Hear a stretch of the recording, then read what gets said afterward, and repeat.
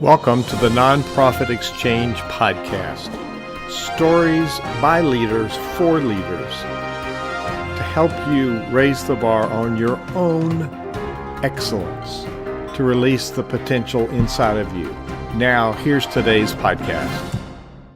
Greetings, everyone. This is Hugh Ballou, founder and president of Center Vision Leadership Foundation, where we create synergy with a common vision. We show up in life as a person of faith. I have a fellow person of faith today. As you know, Center Vision works with all nonprofits. It's about leadership generically. We are called as people of faith, my guest and I today, for good, sound faith principles, what we do. And we in church or synagogue or in nonprofits, we're stewards of other money. It's not our money. Everything is a gift from in our faith from God, but it's a gift from donors that we actually use for philanthropy. We improve people's lives. Center Vision, we say our work is transforming leaders, transforming organizations, transforming lives. So today will be a transformational experience. Vince, tell them a little bit about your journey from seminary to business, and why in the world do you have this business, Agora? Tell us a little bit about that. So just a capsule, your journey and why you're doing this. Yeah, I had a little bit of a rough childhood, but when I was 17, I had an experience with God that changed my life. And I ended up helping the homeless, got involved in ministry, helping the homeless, and got really involved in that. And then I ended up going to Bible college. And so the first part of my life, I was really involved in the church, and I thought I would be spending a lot of time in ministry and things like that, helping them, it's still a big part of who I am, and I do it a lot, help people, help homeless as much as I can. But in my 30s, I ended up getting into the business arena, and I had been healed and helped. God really helped me and really changed me in my 20s.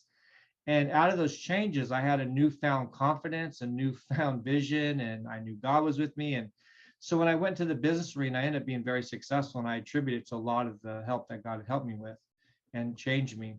And I ended up becoming a top salesperson in Yellow Pages. I started breaking records, national records. Any company I got involved with, I would break records with them. And I really attribute it to what God had done in my heart, positive thinking, things like that. And then I joined this company, Agora Advantage, and just thinking I was going to be working it. But I was one of the top salespeople, and the CEO stepped down and they asked me to take over. And at first I didn't necessarily want to do it, but I knew if I didn't take it over, we could have problems, and that maybe new person wouldn't do all the things I felt that need to be implemented. So I took on the challenge, and we were $1.5 million in debt. They couldn't pay me. But I felt from God to do it, and I ended up turning the company around. We transferred the debt into equity into a new company, so $1.5 million of debt got wiped off the books. It was a miracle. They gave me ownership in the company, sweat equity, and then I made the company cash flow positive, and they were able to pay me without a certain amount of time. So it all worked out. And now we're doing really good. We did take, which I'm sure some people on here could relate to this. We did take some hits during COVID, and during COVID, we're an internet marketing company. So my CFO said, "Vince, are you prepared to lose 75% of your business?"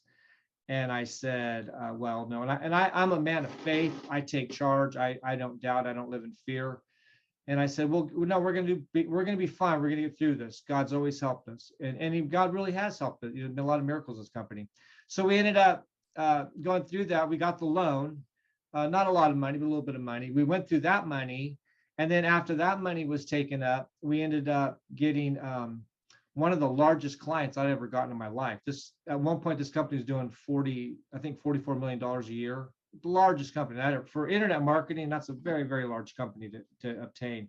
And we ended up having one of our best years because of it. And then I brought in another guy that built eBay and put 1 million people in his organization. He became one of the owners. We rebuilt Agora, and now we are rebuilt, transformed. Took us a year after COVID to rebuild everything. And it's really exciting what we put together. We put together a really powerful program. So that's the business side in a nutshell. Well, and Agora is a platform that could be relevant to pretty much any business that does marketing. And there's a lot of myths that we tell ourselves. Starting with the word nonprofit, which is not a philosophy, it's a tax classification. And then we have this scarcity thinking, even people of faith running a synagogue or a church, we just think, oh, we can't do marketing. We can't spend money that way. That's not what we're called to do. Well, wait a minute. We need to be in touch with people where they are. And it's the new vehicle. When we read Jesus on the Sermon on the Mount, he sat on the hillside and there was thousands of people there and they could listen to him. Well, we don't do that in today's world. And we've got a fast-paced moving world and people need to be connected. So you've paid the hard price and taken a company to where it's really, you spent a whole lot of money building out the website, a whole lot of money on technology.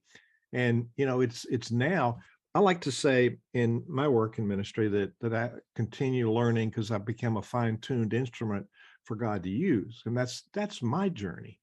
Now, we're talking to a lot of people in a lot of places in life. So we're not here to convert you. We're here to help you refrain from these myths, refrain from this down thinking to really transform your thinking. Paul said, be transformed by the renewal of your mind.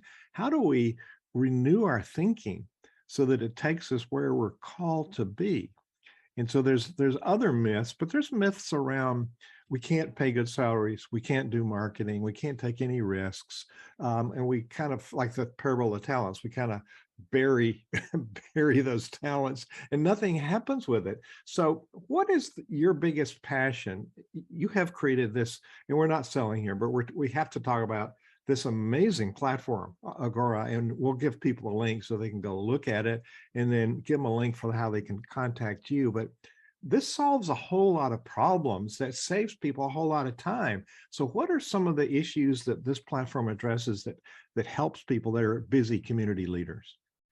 Well, for a business leader or for anyone, everyone needs internet marketing. Where we really excel is internet marketing. We have, in one of our base level packages, we have unlimited funnel building, website building, and we help people with those workflows and getting reviews. I teach a thing called the 5 pillars of the internet: your website, review marketing, video marketing, social media marketing, and getting on Google. Every company needs that. Every company needs the 5 pillars of the internet. And also churches, nonprofits.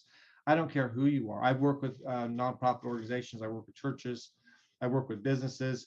You really want to be found on Google. People want to see good reviews. You really have to have a social media game plan. And when you also want people to find really good stuff. And a lot of companies don't even take advantage of video. And YouTube is owned by Google, and the second strongest search engine on the planet. And a lot of people don't really do much with that. So we put together strategies, very simple. We help companies grow. When I look at a company, I take the 5 pillars of the internet. Within 5 minutes, I can tell you how successful they are. Or going to be online. I can look at their reviews on Yelp, on Google. I look at their website. I can look. Another thing, we teach people to study their competition. You want to make sure your deals and your offers are competitive with anyone else. So you put that all together, and and I also teach companies to be number one. Now that doesn't work for a nonprofit, but let's say you're a chiropractor. I took a chiropractor here locally in my area, and he had very few reviews, terrible website, very little presence, but I ended up making him number one in reviews. He had a better website. We made a really awesome website for him. Now he's got more reviews than anyone. And so it brought in a lot of business because of that. So we try to make it where that company shines. I mean, really shines on the internet. Well, let's look at the reviews piece. Now, donors are going to give money to trusted sources. They want to, it's not a return on investments, it's a return on impact or a return on life. So that we're giving money for a return, but it's not coming back in our pockets. So they're and grant makers, they want to see specific outcomes. So I think that maybe the same paradigm would work for a church. Churches are in trouble because they don't really have a way to communicate the uniqueness of each church or synagogue or faith community. They really don't have a methodology. And, you know, we're taught to be humble, but wait a minute. You really need to tell the story of how your work has impacted people's lives. So Vince, I'm thinking the same work because we're in it's the business of church, the business of nonprofit. It's not a for-profit business, it's a for purpose enterprise. Yeah. We're our measurable outcomes is the quality of life for people who we service. That's what philanthropy means, love of humankind. And that's the business we're in. But golly gee, we tie our hands because we don't have these tools at our disposal. So what are some of the And other Jesus was a businessman. He was a carpenter before he started, which that was a business. When he went to Peter, which we talked yesterday, he told him to cast the net on the other side, and he got more. He did it twice and multiplied the fish. That was his business. He has the ability to multiply the blessing on a business. Also, when it comes to reviews, there's many times when he did a miracle, he told people not to say anything. But if you look at the man, the Gadarenes, he told him to go back and tell people what great things the Lord had done for them. And what happened is he went to those 10 cities, told everyone, and they came out.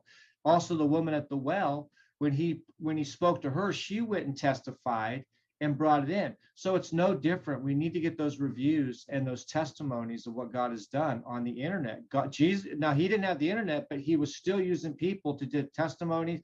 And the Bible says we overcome the devil by the blood of the Lamb and the word of our testimony.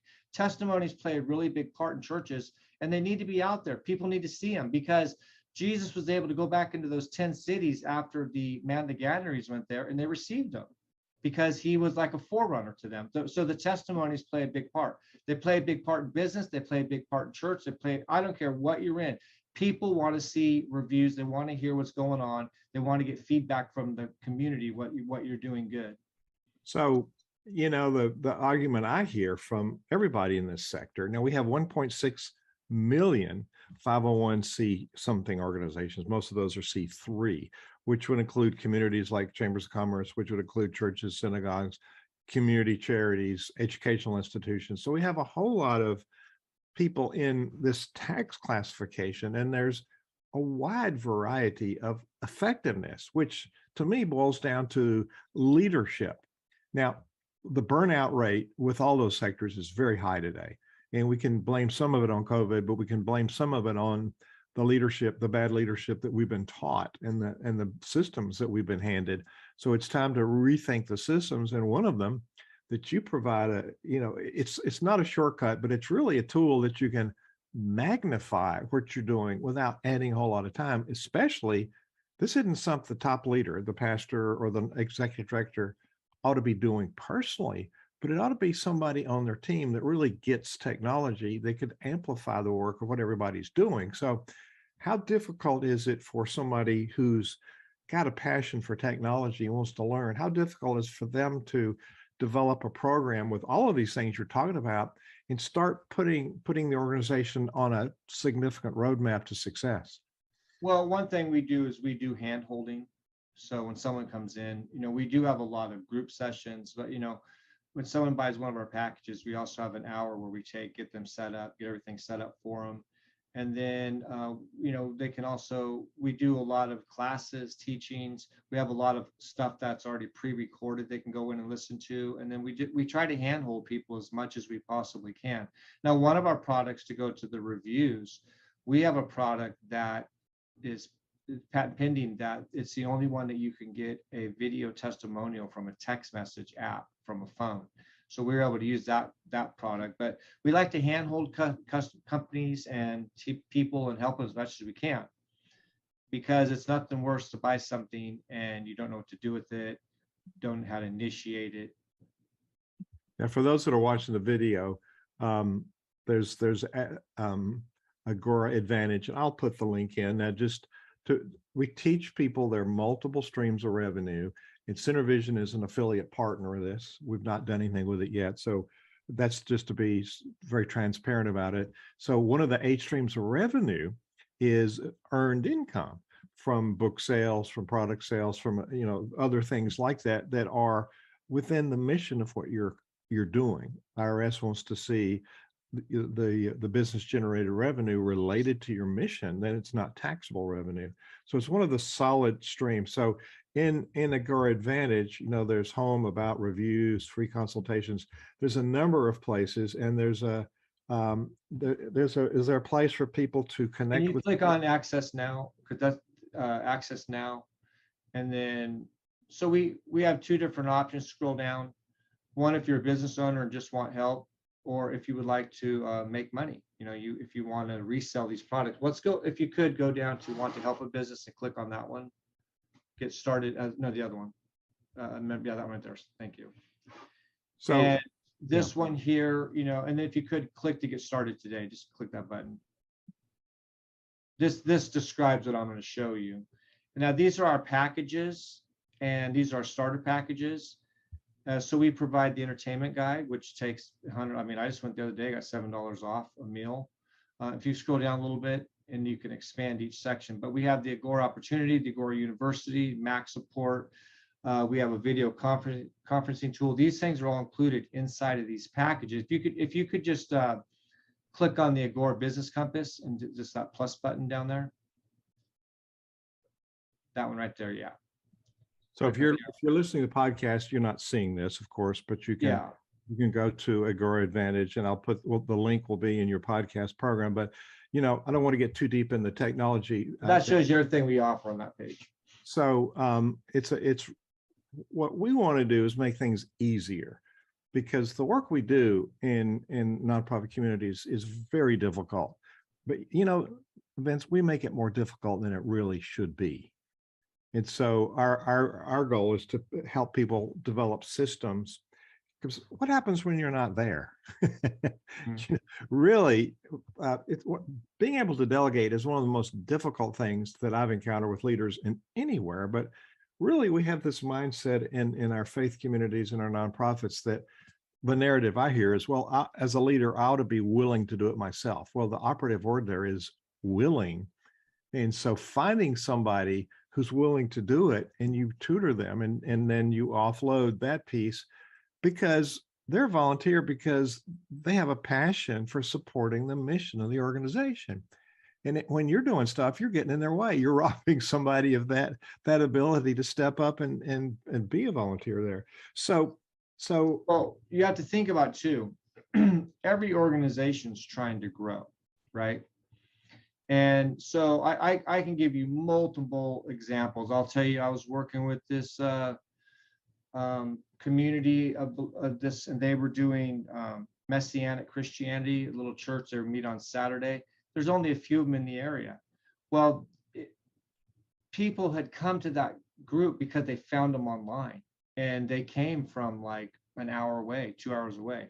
I've also seen churches where they didn't do much, and they didn't either have reviews, or their time was off of their service. I was going to go to this one, but their time was off when they were going to have their service on Google.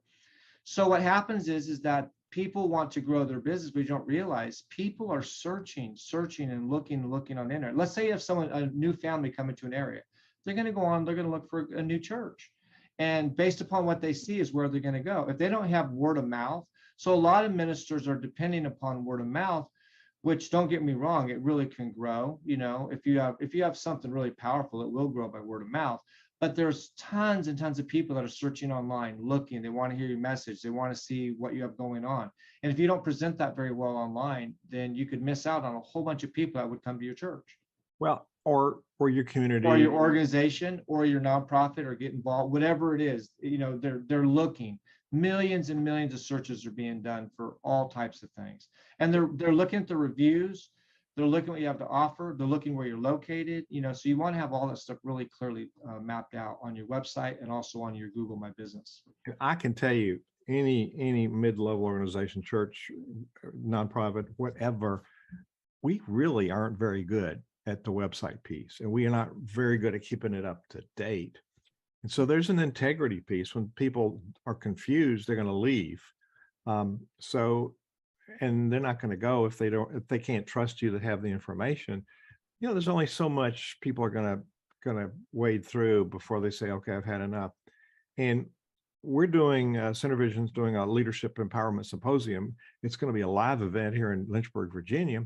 It's also going to be a virtual event. So talk a minute about hybrid events. We do something, events are a big piece of what we do. Now, of course, churches and synagogues gather on a regular basis.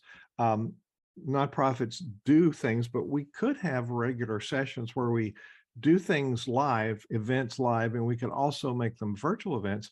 A, it's an income generator. B, it's a motivator for all those people that are stakeholders. C, it's acquainting people with who you are as leaders. And four, it's letting them know the stories about what's happened. So it's establishing the relevance of that. So why is that so hard for leaders to figure out that that's a priority? It's a golden question, right? I don't know. So, but the ones that do get it really take off. And also, technology and also COVID. So technology has increased where we can do a lot more online, which is unfortunate. They don't tap into that. A lot of people are afraid of technology, but I believe technology is of God. We've learned, it can be used of God. All technology can be used either for God or for the devil. And so people have to make a decision what they're going to do with it. But like Zoom, what we're using right now, you can reach more people on your Zoom than you ever could probably in just your local community now. We have listeners all over the world, and we Yeah. have members in our online community all over the world. And there's people doing really good work in Africa that come in our gatherings on a regular basis, and they're able to do it for a click of a button with technology. And I know people, and I'm close to people I have never met in person in Australia and in Africa, Europe, Scotland. I've been in groups with these people, Mexico, and I've never seen them face to face, but we've developed a relationship online. So it doesn't replace face to face, but golly gee, we can get a lot more done. You just think of how much travel time you're saving when you have a bunch of Zoom meetings. So what are some other things that people really need to think? So you mentioned a multi-dimensional experience. So that marketing. Now let's segment this. Let's define terms. There's PR, public relations, there's marketing, and there's sales. So those are very distinctly different channels. Do you want to describe your sense of those three and why they're all three important? Well, PR is, that's your that's your image, what you're about, what's your why. People want to know about, are you a good person? So it's your presentation. Your marketing is how you get that presentation out all over the place. It could be billboards, it could be magazines, it could be the internet, it could be a website, it could be a video, it could be all types of places that. And then when you're talking about sales, and I like to say this, I don't care how back in the day you could be the greatest salesperson in Excel. Nowadays, you could be the greatest salesperson, but if people go online and find bad reviews about your company, you're sunk in the water. So I believe the PR and the marketing really help the sales nowadays, where before people could pull it off. They could go somewhere, they could smooth talk someone and get the sale. Nowadays, you can't do that, because if someone goes online and finds a bunch of bad stuff about you, you're dead in the water. But if they find a bunch of good stuff about you, then you can also really increase your sales also. So those are the three angles of that: PR, marketing, and sales. The PR, you were talking about the reviews. That's part of your PR, isn't it? Yeah, PR and marketing, they kind of go together. But yeah, you want to have what people think about you in your community. People want to see a number of people that have thought that you've done business with that think very well of your company. So let's talk a minute about the power of video that you mentioned. And I'm working on a seminar for Dr. Roberta Gilbert for clergy, specifically on Bowen family systems. And I'm getting some testimonies from people. And when you can see people and feel their passion, and you say, and the testimonies have to be spot on with, this is why I took this program, and this is the results of this program. So give us a little context of how do you structure a testimony for video, and how long should it be? And then what are the components of that? Well, there's three parts to a testimony. You have who you are, which, state your name. You don't have to do your full name if you're concerned about that. People know who you are. Then you need to state exactly what happened. And you don't want to make, Center vision's great. That doesn't do anything. You want them to say something in particular that people could relate to, like they help me with a thought, or they help me organization, or something that people can relate to. And then finally, a call to action. End it with a call to action. So if you need help in this area, then I would call Center Vision, right? So those are your three parts, and it doesn't have to be more. 30 seconds to a minute, you can get that covered. Say you are, get down to bit. Don't make it too long. The shorter, the better. Not too short, not too long. I would say 30 seconds to a minute. You can get a really good testimony in. But you want to give a nugget, a real nugget of how they helped you, something in particular. Like I know one gal was a real estate agent, and she said, we wanted to hear the sound of a train, and our real estate agent found it put us near a railroad track, right? And this real estate agent, they were during Christmas, I would call them and they would answer the phone all the time. Like some people really want, to find out in real estate if they're going to be there for them. So whatever it is, or they didn't charge me too much, it was a really good fair price, something, or anything I requested, or they didn't make a mess after they were finished, they cleaned everything up. So something in particular you want them to say that relates to what they did. So name what they did, and then you want to end it with a call to action, because some people don't know how to end a video. So just say, so if you need help and you want someone that'll do a really good job and clean up afterwards, I recommend this plumber, right?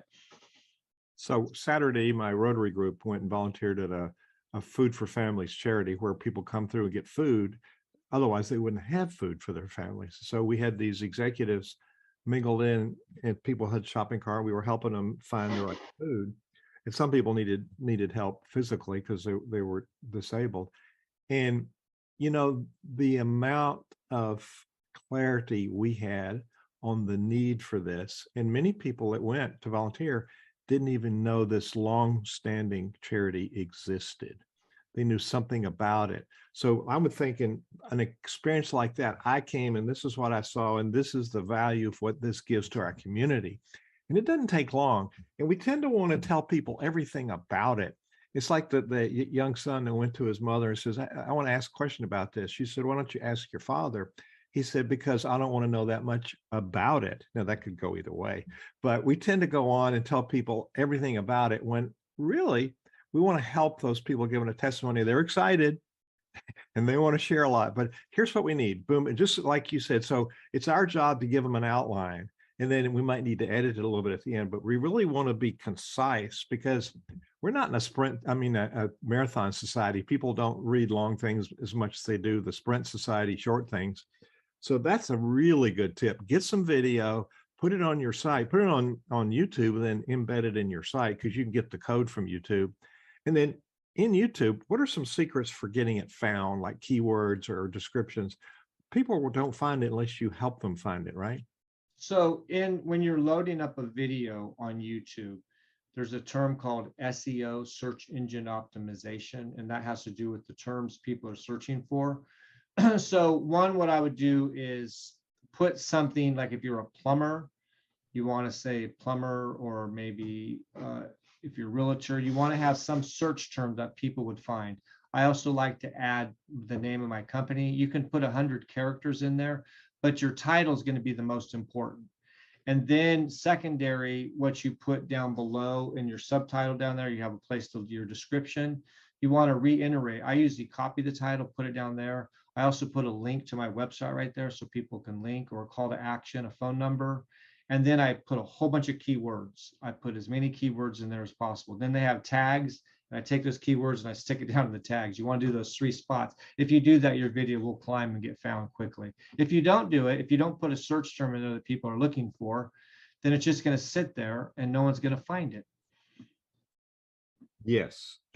So if you do windows, put windows. If you're a plumber, I'm a plumber, or did your sink break? Did your window break? Do you need a new window? Is your garage door broken? Like you want to put a key term, how to fix a broken garage door, and then state your company name, right? And then down description up top, you want to put a link to your website. A lot of people don't do those simple things. Like, how can they find you, right? They post a video and then they got, where's your phone number? Where's the link to your website? Also, if you put a link to your website in your YouTube account, It's one of the best backlinks to your website, which could cause your website to climb up into the search engines. So I worked with a company and I put over 550 videos online and put a backlink to his website over and over and over again, 500. And that's one of the best backlinks you can get for a website, which really, so you can use the video to also help your website. Also, on a side note, people will stay on a website 80% more when video is present. Also, it will convert 85% more if you have video present. You get higher conversion. So people will stay longer on your website and it will convert more. They've already proven it if you have video. So one thing I like to do is I like to take testimonies and I like to turn them into a marketing video. So I'll take a small clip of a testimony. I'll put your logo, have them state what they're saying, and then put some nice music behind it, and then do a call to action at the end, which is call me, do this. And those are very effective. And you can do them pretty inexpensively. Vince, this is the biggest gap I see. People are just so pleased with what they're doing, but they don't tell anybody and they don't have a system like this. So one more piece, it has to be done on a regular and consistent basis, doesn't it? Yeah, because someone doesn't want to see a review from, let's say you have 500 reviews, but the last one you got was 5 years ago. People want to see some recent stuff, right? You don't have to do a lot, but they want to see, was this within the last month or was this in the last 2 years or 3 years? Because if it's farther back, they think, well, they might have been great then, but they're not great now. So you want to keep things current. Plus, you should be popping up videos on YouTube on a regular basis because they do get found. They really keep your company relevant. But on the reverse, now a video can last a lifetime. I've done some videos for people back in 2008. They're still there working for them, reviews. But you want to have new ones too. If you're watching this show on YouTube, click the link on the bottom to get to our website because it's going to be there. And, you can join our community. We are better together. Our motto is let's get together and we can magnify our effectiveness if we learn to collaborate together. So Vince Baker, you've given me some really good ideas. I've done 310 of these interviews and I learned something every time, but this has been very helpful today. And you're very busy running this company. And I asked you yesterday if you could fill in an open slot. You said, absolutely. So thank you for accepting that. So there's a lot of pivots I've had today in my thinking. Oh yeah, why can't we do this? Why can't we recruit somebody and let them learn how to do this? We can set the goals. It's the leader's job to articulate the vision and then define the goal, and then that person can do the work. So you've given us a whole lot of useful, applicable information in this short interview. Thank you for that. As we end this interview, what wish or what challenge or what tip do you want to leave with people today? Well, we talked about the business and everything, but our title was How Being a Faithful Business Servant Empowers Your Mission. I do want to say this, always operate with your conscience. Never violate your conscience in business. And if you do that, you'll always be successful because there's a lot of, we have to be governed. So whatever we're doing, we have all these great things going on. But I was in a business meeting and I was working with this multi-million-dollar client and I was going to bill him. And my conscience triggered me and said, Vince, you didn't do that work you're billing him for. And I had a moment right there where I could have, and he didn't know it, and I could have taken his money. So he went to go write the check. And so I thought, well, what do I do? And so I told him, I said, I didn't do the work right here, what you're paying me for, but I will do the work. And he agreed to that. So in business, all these things are great. Operate by your conscience. Your conscience, let it always be your guide, and don't do anything to violate your conscience in business. I just want to give that as a nugget to end with. Those are strong principles. Thank you for sharing all these great tools with us today. Vince Baker, Agora is the company, and it's the place to learn about. So the link will be in your podcast narrative or on the page at thenonprofitexchange.org. So thank you for being our guest today on the show. Thank you for having me, and look forward to talking to whoever I can. Thank you for watching The Nonprofit Exchange.